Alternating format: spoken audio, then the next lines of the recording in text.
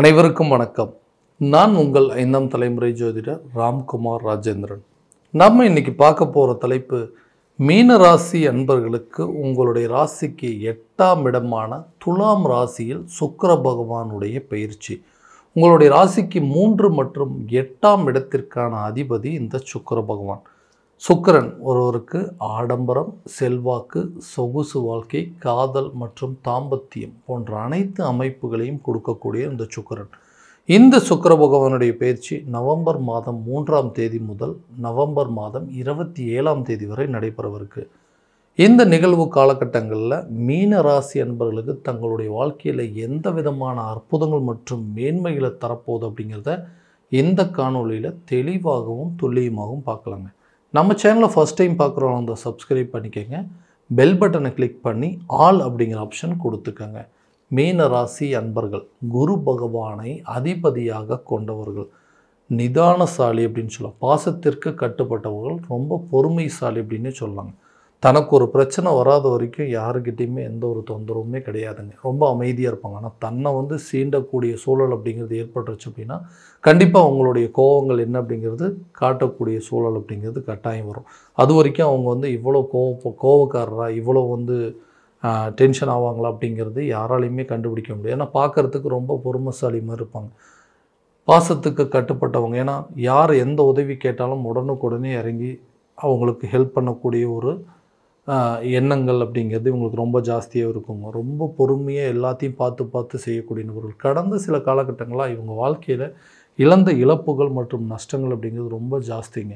நான் இழந்த இழப்புகளில் என்னுடைய வலிகளையும் வேதனைகளையும் விவரிக்க வார்த்தையே கிடையாது. ஏன்னா அந்தளவுக்கு சில சூழ்நிலைகள், ஜென்ம ராகுவால் நான் பட்ட கஷ்டங்கள் அப்படிங்கிறது ரொம்ப ஜாஸ்திங்க. நிறைய இழந்துட்டேன், நிறைய ஏமாற்றங்களை சந்திச்சிட்டேங்க, நிறைய துரோகங்கள் அப்படிங்கிறதையும் பார்த்துட்டேங்க. ஏன்னா இந்த சூழ்நிலையில் என்னடா இது வாழ்க்கை, இதுக்கு மேலே இந்த வாழ்க்கையை வாழணுமா அப்படிங்கிற அளவுக்கு சில சூழ்நிலைகள். ஏன்னா யாருக்கெல்லாம் ஓடி போய் உதவி செஞ்சோன்னா அவங்களாம் எனக்கு துரோகத்தை மட்டும்தான் செஞ்சாங்க.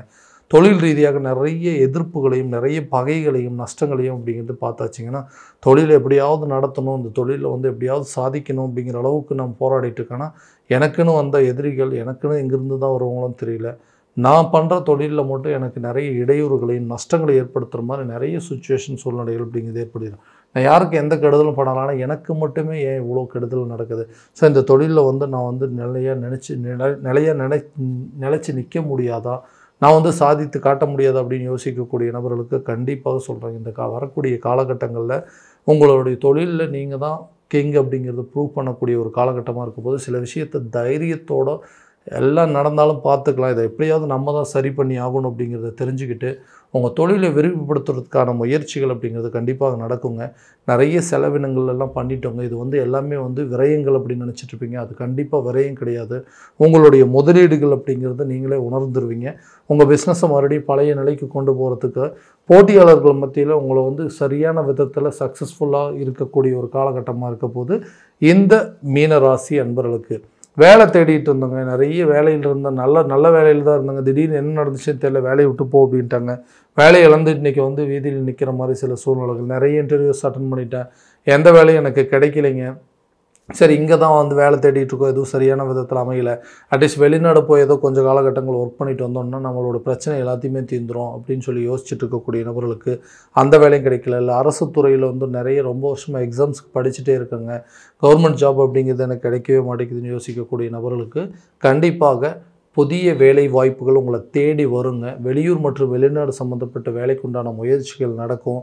ரொம்ப வருஷமாக ஒரு ப்ரமோஷன்ஸ் இல்லை, ஒரு ட்ரான்ஸ்ஃபர் இல்லை, அதே நேரத்தில் ஒரு சேலரி இன்க்ரிமெண்ட் இல்லைன்னு யோசிக்கிறீங்க கூட கூடிய விரைவில் உங்களுக்கு ஒரு ப்ரமோஷனோட சேலரி இன்க்ரிமெண்ட் அப்படிங்கிறது கிடைக்கும். நீங்கள் ஆசைப்பட்ட இடத்துக்கு உங்களோட சொந்த இடத்துக்கே நீங்கள் ட்ரான்ஸ்ஃபர் வாங்கிட்டு போகிறதுக்கான யோகங்கள்.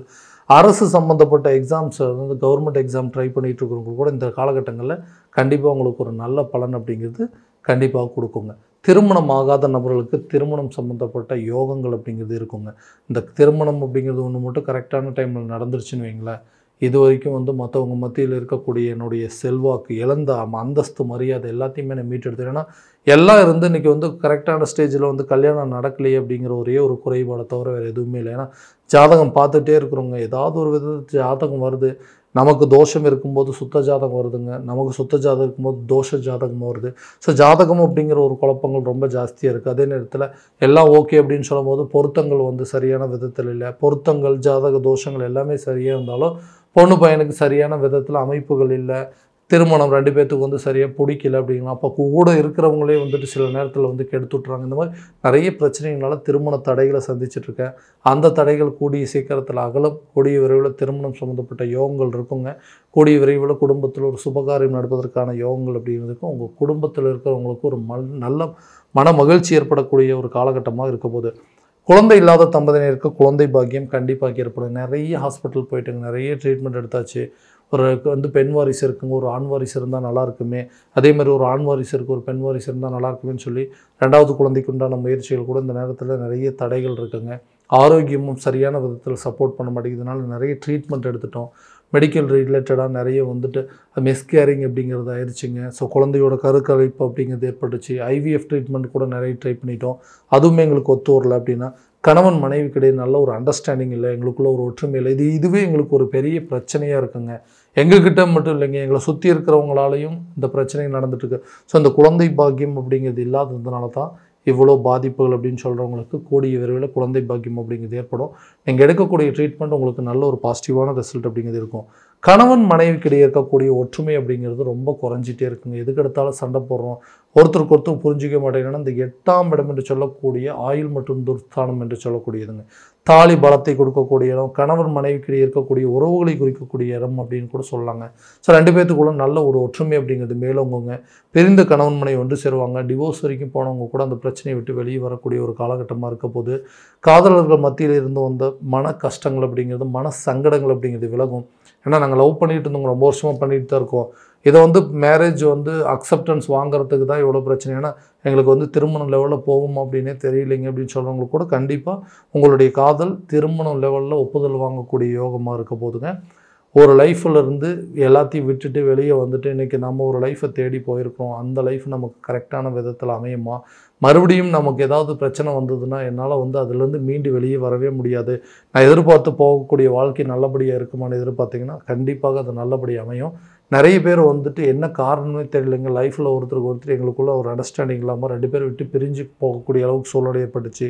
எங்களுடைய தவறுகள் என்னென்னு புரிஞ்சுக்கிட்டு நாங்கள் 2 பேர் திரும்ப ஒன்று சேர முடியுமா, இல்லை என்னை விட்டுட்டு போனவங்க திரும்ப வருவாங்களா அப்படின்னு சொல்லி எதிர்பார்த்துட்டு இருக்கிறவங்க கூட கண்டிப்பாக விலகி சென்ற நபர்கள் விரும்பி வந்து சேரக்கூடிய ஒரு காலகட்டமாக இருக்க போது.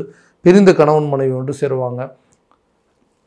அதே நேரத்தில் அந்த பிரிந்த நபர்கள் நம்மளை விட்டுட்டு போனவங்க கூட தேடி வரக்கூடிய ஒரு காலகட்டமாக இருக்க போது. பிரிந்த காதலர்கள் ஒன்று சேருவதற்கான யோகங்கள் அப்படிங்கிறது இருக்குங்க. புதுசாக வீடு கட்டுவதற்கான முயற்சிகள், வண்டி வாகனங்கள் வாங்குவதற்கான யோகங்கள், இது எல்லாமே இந்த காலகட்டங்களில் கண்டிப்பாக நடக்குங்க. வீட்டுக்கு தேவையான புதிய சொத்துக்களுக்கு உண்டான சேர்க்கை, வீட்டுக்கு தேவையான சில பொருட்களை வாங்கி மகிழக்கூடிய ஒரு காலகட்டமாக இருக்க போது. ஆடம்பரமான பொருட்களை ஒரு நகை வாங்குறதோ, இல்லை வீட்டுக்கு தேவையான ஒரு ஃப்ரிட்ஜு, டிவி, வாஷிங் மிஷின் இந்த மாதிரி வாங்கக்கூடிய சில யோகங்கள் அப்படிங்கிறதோ, வண்டி வாகனங்கள் வாங்குவதற்கான சில முயற்சிகள் அப்படிங்கிறதெல்லாம் இந்த நேரத்தில் இருக்குங்க. அதே நேரத்தில் ஆரோக்கியத்தில் சில கவனங்கள் அப்படிங்கிறது வேணுங்க. ஏன்னா ஆரோக்கிய ரீதியாக சில பிரச்சனைகள் வந்து போகும். பாதம் சம்மந்தப்பட்ட பிரச்சனைகள், காலில் வந்து எலும்பு சம்மந்தப்பட்ட சில பாதிப்புகள் அப்படிங்கிறதும் இந்த நேரத்தில் உருவாகுங்க. தூக்கமின்மை பிரச்சனையும் கண்டிப்பாக இருக்குங்க. இந்த நேரத்தில் கரெக்டான ஆரோக்கியமான உணவு பழக்க வழக்கங்கள், உடற்பயிற்சிகள் மற்றும் கரெக்டான விதத்தில் தூக்கம் அப்படிங்கிறது இருந்ததுனாவே உங்கள் ஆரோக்கியத்தில் இருக்கக்கூடிய பாதிப்புகள் கட்டாயம் விலகும். இது வரைக்கும் வந்து ஒரு பெரிய தொந்தரவு நினச்சிருக்கு, இதனால் நமக்கு ஏதாவது நடந்துருமோன்னு யோசிச்சிருப்பீங்க, அந்த பிரச்சனைகள் உங்களுக்கு தீருங்க. ஆரோக்கியத்தில் இருக்கக்கூடிய பாதிப்புகள் அப்படிங்கிறது உங்களை விட்டு ஆட்டோமேட்டிக்காக விலகிரும்.